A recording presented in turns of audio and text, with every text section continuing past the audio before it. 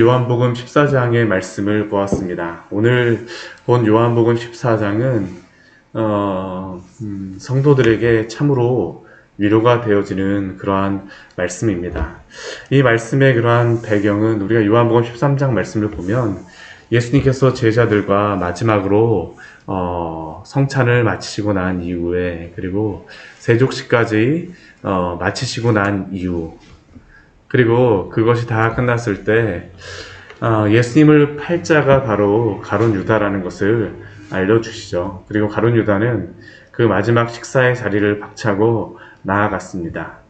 예수님을 대제사장과 그 종교지도 유대인들에게 넘기기 위하여서입니다. 그리고 예수님께서는 바로 앞에 말씀에 보게 되면 이제는 예수님께서 떠나가시겠다라고 말씀하세요. 너희가 올 수 없는 곳에 내가 가시겠다라고 말씀하십니다. 그리고 이것은 제자들에게 직감적으로 예수님이 순환을 당하시고 죽으신, 예루살렘에 올라가면 죽으신다라는 말씀을 계속적으로 반복적으로 말씀하셨는데, 바로 그 날, 그리고 그때가 다가왔음을 이제 제자들이 직감적으로 알게 된 때입니다. 이때 제자들의 마음은 어떠한 마음일까요? 근심입니다. 두려움입니다. 아니, 예수님이 지금 이제 어디로 가시겠다라고 하시는데, 예수님께서 이렇게 떠나가시고 우리가 갈 수 없다라고 하는데, 그러면 우리는 어떻게 되지? 3년 동안 따라다녔던 예수님이 십자가에 달리시게 되면 우리가 우리는 어떻게 될까? 또한 예수님은 정말로 그렇게 되실까 하면서 여러 가지 많은 생각과 많은 근심이 그들의 마음에 넘쳤던 겁니다. 근심하지 않는 것이 이상할 것입니다. 그리고 이러한 가운데에 예수님께서 이 근심하며 걱정하는 제자들에게 말씀하십니다. 너희는 마음에 근심하지 말라. 사실 이때 가장 큰 근심 또한 걱정을 가질 분은 이 제자들이 아니라 예수님입니다. 왜냐하면 예수님께서는 그 다음날 십자가에 못 박히시리라는 것을 이미 다 알고 계셨기 때문입니다. 그리고 그것이 무엇이라는 것도 알고 계셨기 때문에. 그러나 예수님은 자신을 걱정하시거나 근심하시지 않습니다. 제자들을 염려하시죠. 그리고 이 제자들을 위로하세요. 너희는 마음에 근심하지 말라. 엄마가 멀리 떠날 때에 아이가 잠깐만 어디 갔다 올게 라고 이야기하지만 아이가 어떻습니까? 아니 어디가 하면서 오늘만 잠깐만 어디 갔다가 올게 해도 어디가 라고 하는 그러한 자녀의 그러한 마음과 같은 마음을 가진 이 제자들에게 너희는 마음에 근심하지 말라라고 말씀하세요. 왜 제자들이 근심하지 말아야 됩니까? 주님이 오늘 말씀을 통해서 위로를 주시는 몇 가지의 말씀이 있죠. 첫 번째는 하나님을 믿으니 또 나를 믿으라 라는 겁니다. 성도의 그러한 그 위로는 어디서부터 올까요? 하나님이 어떠한 분인가 라는 것을 믿을 때 위로가 옵니다. 하나님이 이 세상 만물을 창조하시고 또한 하나님께서는 스스로 계신 하나님, 자존하시며 또한 영원하시고 전지하시고 전능하신 하나님에 대한 그러한 믿음, 기독교의 믿음은 결코 맹목적인 믿음이 아닙니다. 하나님이 어떠한 분인가 라는 것에 대한 믿음이 바로 우리의 믿음의 본질이죠. 그리고 이 믿음을 가진 자들은 위로를 받습니다. 그렇게 예수님께서는 하나님을 믿으니 라고 말씀하세요. 또 그 다음에 또 나를 믿으라 라고 예수님께서는 말씀하십니다. 우리의 두 번째 믿음의 대상은 예수 그리스도입니다. 우리의 죄를 속하기 위하여, 우리의 죄의 값을 치르기 위하여 우리를 위해 십자가를 지신 예수 그리스도에 대한 믿음이야말로 우리에 대한 그러한 소망에 대한 그러한 믿음 아닙니까? 우리는 예수님을 믿는 그 믿음 안에서 구원을 얻을 수 있습니다. 그렇게 고난의 때, 환난의 때, 근심이 찾아올 때 우리 주님의 말씀을 기억하십시오. 하나님을 믿으니 또 나를 믿으라. 또 제자들에게 주시는 두 번째 위로의 말씀은 무엇일까요? 2절 말씀에 보면 이렇게 말씀하십니다. 내 아버지 집에 거할 곳이 많다라고 말씀하세요. 우리는 이 시대에 많은 그 사람들이 무섭게 오르는 그러한 집값을 보면서 어디에 살아야 될지 걱정을 하며 고민을 합니다. 제자들의 고민도 어떻게 살아가야 될 것인가 라는 그러한 고민이 그들 가운데 분명히 있었습니다. 예수님을 따라다니며 예수님이 큰 왕이 되면 예수님이 예루살렘에 올라가시기만 하면 오른쪽에 앉을지 왼쪽에 앉을지 서로 고민하며 또한 싸웠던 이들에게, 그러나 우리 주님은 이 땅에 그러한 곳이 아닌 진정한 본향, 아버지의 집이 있고 그곳에 거할 것이 많다라는 것을 약속하십니다. 이것은 우리와 같은 인생에게 얼마나 위로가 되는지 모릅니다. 우리가 약하건 강하건, 우리가 부유하건 가난하건, 남자건 여자건, 정치 색채가 어떻든지 간에 우리의 믿음이 약하고 또한 적은 믿음이라 할지라도 주님을 참되게 믿는 자들에게 우리 주님께서는 하나님 나라에는 거할 곳이 많다라고 약속해 주십니다. 우리의 능력과 상관없이 우리의 참된 본향에 우리 주님이 예비하여 주신 그 집이 있으심을 믿으십시오. 이게 우리 주님이 제자들에게 주시는 두 번째 위로입니다. 또 세 번째 위로가 무엇입니까? 우리 주님이 그곳에 예배하러 가시지만 그러나 다시 오시겠다라는 약속입니다. 그리고 내가 너희를 그곳으로 영접하고 너희도 그곳에 있게 하여 주시겠다라고 우리에게 약속하십니다.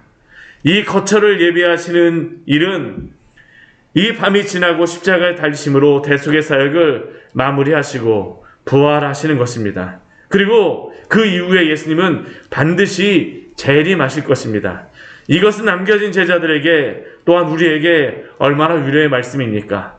왜냐하면 우리도 그곳에 우리 사랑하는 주님과 함께 있을 것이기 때문입니다. 이것이 근심하는 제자들에게 주시는 위로의 말씀이죠. 너희도 그 아버지의 집에 함께 있을 것이다. 하나님을 믿으니 또 나를 믿으라. 그런데 이렇게 말씀하셨음에도 불구하고 예수님이 4절에서 내가 어디로 가든지 그 길을 너희가 안다라고 말씀하셨는데, 제자들 중에 도마가 예수님께 여전히 걱정한 근심하는 마음으로 질문합니다. 꼬리에 꼬리를 무는 그러한 질문이 그에게 있습니다. 도마가 무엇이라고 질문합니까? 주여, 주께서 어디로 가시는지 우리가 알지 못하는데 그 길을 어찌 알겠사옵나이까? 사실은 주님이 아버지의 집이 있다라고 말씀하심에도 불구하고 어디로 가시는지 알지 못한다라고 이야기합니다. 근심 가운데 하는 이야기죠. 그 길을 어찌 아냐고 그들이 다시 한번 도마가 질문합니다. 그때 예수님께서 주시는 그러한 말씀이 무엇입니까? 우리 그 말씀이 바로 요한복음 14장 6절의 그 유명한 말씀이죠. 우리 같이 한번 읽어보도록 하겠습니다. 예수께서 이르시되 내가 곧 길이요 진리요 생명이니 나로 말미암지 않고는 아버지께로 올 자가 없느니라. 도마는 그 길을 모른다라고 하는데 예수님이 바로 하나님의 나라, 아버지의 집, 그 본향에 이르는 길이라고 약속하여 주십니다. 아담이 범죄한 이래로 에덴으로 가는 길이 막혀버렸지만 그러나 우리 주님께서 길이 되어주심으로 하나님께로 가는 길이 다시 열린 줄 믿으시기 바랍니다. 오직 주님이 하나님께로 가는 그러한 길이시죠. 내가 곧 길이요. 또한 예수님은 어떠한 분이십니까? 진리라고 말씀하세요. 이 세상에 많은 가짜의 진리를 주장하는 그러한 종교와 여러 가지 학문과 철학이 내가 바로 참된 진리를 알고 있다라고 이야기를 하고 내가 바로 하나님께 이르를 수 있는 유일한 진리에 그러한 그 진리를 가지고 있다라고 이야기하지만 그러나 예수님께서는 오직 예수님만이 하나님께 이르를 수 있는 유일한 진리라라고 우리에게 약속하여 줍니다. 그를 통하여 주신 이 복음의 진리, 다른 어떤 세상의 진리로는 하나님께 이룰 수 없지만 오직 예수님이 주신 예수님만이 우리의 참 진리가 되어주시는 줄 믿으시기 바랍니다. 또한 예수님이 우리의 생명이 되어주십니다. 모든 생명의 근원은 오직 그리스도 안에서만 찾을 수 있습니다. 죄인이 생명을 얻는 방법은 오직 참 생명이신 그리스도에게 붙어 있을 때에만 생명을 얻을 수 있음을 기억하십시오. 믿으십시오. 이것이 바로 예수님이 제자들에게 주시는 그 약속입니다. 누구도 예수님으로 말미암지 않고는 아버지께로 갈 수가 없습니다. 나로 말미암지 않고는 아버지께로 올 자가 없느니라. 종교 타원주의자들이 산에 올라가는 여러 가지 방법이 있다라고 이야기하지만 왜 예수님만 믿어야 되느냐라고 그들은 이야기하지만 그러나 우리 주님의 이 말씀 내가 곧 길이요 진리요 생명이니 나로 말미암지 않고는 아버지께로 올 자가 없다라는 이 말씀을 믿으시기 바랍니다. 오직 예수님만이 하나님께 이르는 유일한 구원의 길입니다. 그리고 예수님께서는 나를 아는 자가 바로 하나님을 아는 것이며 예수님을 본 자가 하나님을 본 자라고 말씀하십니다. 그러자 빌립이 또다시 질문합니다. 오늘 요한복음 14장의 말씀은 계속적인 제자들의 그러한 근심 가운데에 있는 그러한 질문들이 반복되죠. 그리고 거기에 대해서 예수님께서 그 사랑하는 마음으로 하나씩 대답해 주세요. 빌립이 다시 예수님께 질문합니다. 주여 아버지를 우리에게 보여주옵소서. 예수님께서는 나를 보는 것이 하나님을 보는 것이요 나를 아는 것이 하나님을 아는 것이다 라고 이야기하지만 빌립에게는 그것으로 위로가 되어지지 않는다는 겁니다. 하나님을 제가 직접 봐야 되겠어요. 영광스러운 하나님을 보아야 되겠습니다. 구약 성경에 있었던 일어났던 그 빽빽한 구름 가운데에 그 영광 중에 나타나신 하나님을 당장 보여달라는 것이 바로 이 빌립의 요구죠. 그러야지 내 마음이 두렵지 않고 근심하지 않고 그래야지 족하겠다라고 빌립은 대답합니다. 이것은 오늘도 비슷합니다. 주님의 말씀 우리에게 알려주셨지만 우리는 말씀 속에서 우리에게 보여주시는 하나님의 그 말씀으로 족한 것이 아니라 이적이나 기적을 통하여 어떤 확실한 것을 보기를 원하지 않습니까? 제자들도 비슷합니다. 비록 예수님이 옆에 계시다 할지라도 이들이 보기에는 예수님이 영광의 주님처럼 보이지 않기 때문에 이러한 요구를 합니다.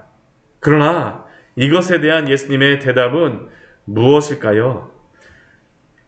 우리 9절 말씀 보게 되면 예수님을 본 자는 아버지를 본 자라고 말씀하시죠.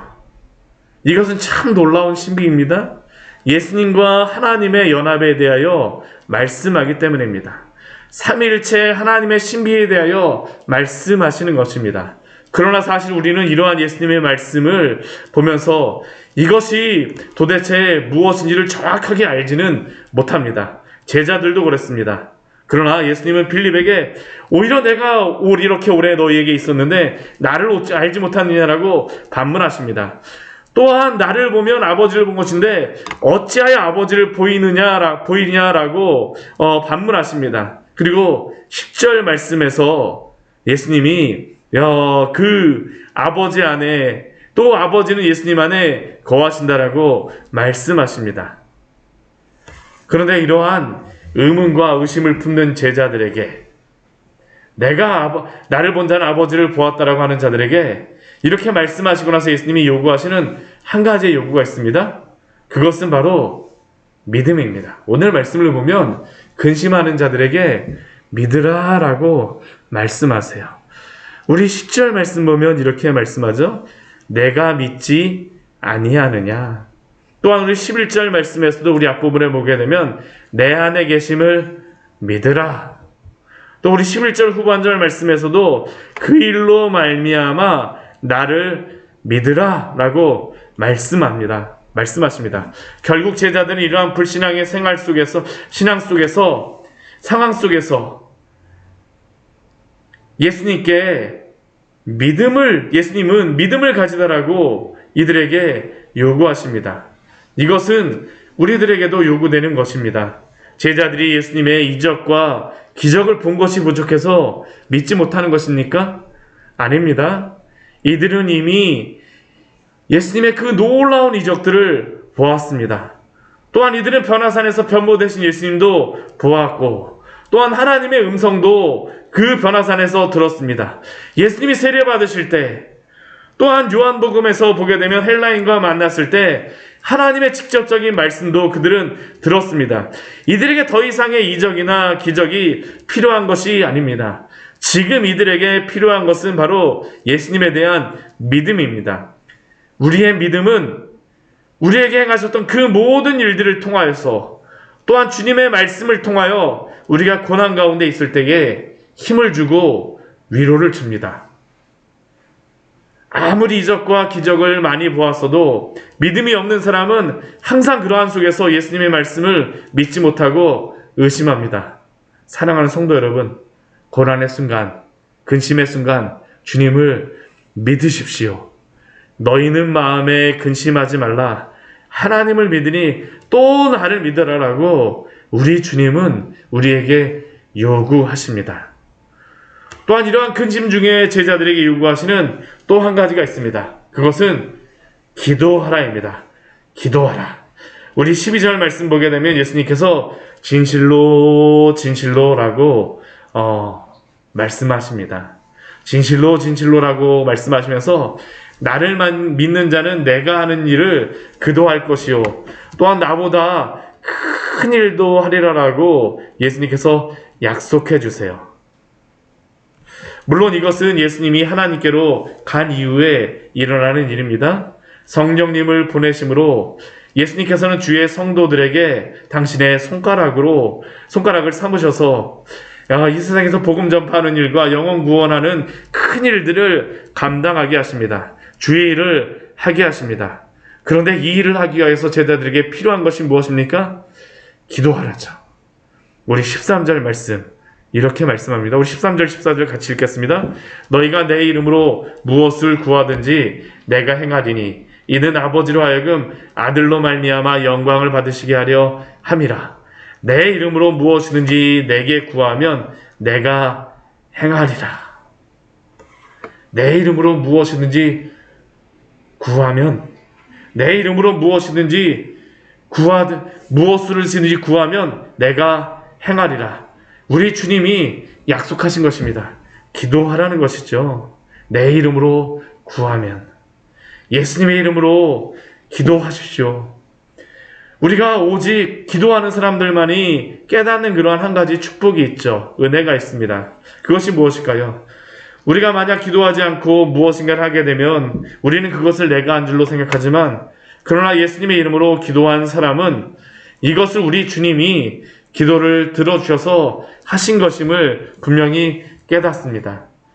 그리고 주님께 굴복하여 기도한 사람은 내가 주님을 마음대로 할 수 있다라고 하는 것이 아니라 이 모든 것이 주님의 주권 가운데에 이루어진 것을 인정하게 됩니다.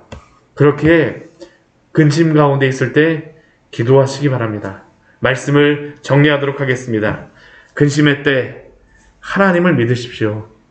우리 구주 예수 그리스도를 믿으십시오. 오직 우리 주 예수 그리스도가 길이요 진리요 생명이십니다. 또한 주님의 이름으로 간절히 기도하십시오. 주님을 믿고 기도하는 것, 이것이 바로 근심 중에 있는 성도가 해야 될 일입니다. 그리고 우리는 주님께서 믿고 기도하는 자에게 위로를 주신다라고 약속하여 주셨으니 주 안에서 우리는 주님이 주시는 그 위로를 발견할 것입니다. 믿고 기도하심으로 오늘 하루도 승리하시기를 축원합니다. 같이 기도하도록 하겠습니다. 하나님 아버지,